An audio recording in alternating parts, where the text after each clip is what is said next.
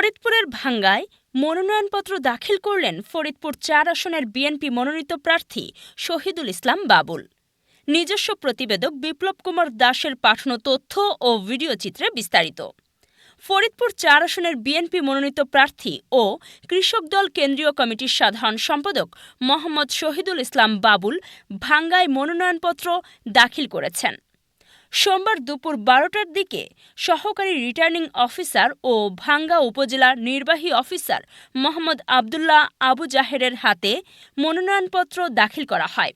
এ সময় তার সঙ্গে উপস্থিত ছিলেন বিএনপি চেয়ারপারসনের উপদেষ্টা ও ফরিদপুর জেলা বিএনপির সাবেক সভাপতি জহিরুল হক শাহজাদা মিয়া, জিয়া শিশু কিশোর সংগঠনের কেন্দ্রীয় কমিটির সভাপতি শাহ আলম রেজা, জেলা বিএনপির আহ্বায়ক কমিটির সদস্য সচিব এ.কে. কিবরিয়া স্বপন, জেলা বিএনপির যুগ্ম আহ্বায়ক অ্যাডভোকেট আলী আশরাফ নান্নু, উপজেলা বিএনপির সভাপতি খন্দকার ইকবাল হোসেন সেলিম ও সাধারণ সম্পাদক আয়ুব মোল্লা।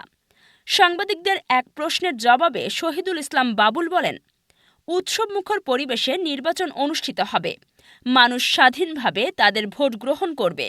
জয়ের ব্যাপারে আশাবাদী বলে জানান তিনি।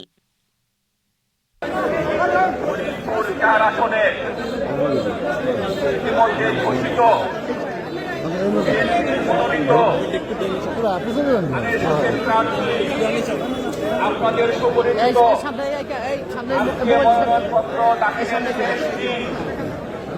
আগাতে আমরা বাংলাদেশ জাতীয়তাবাদী দল কেন্দ্রীয় কমিটির পক্ষ থেকে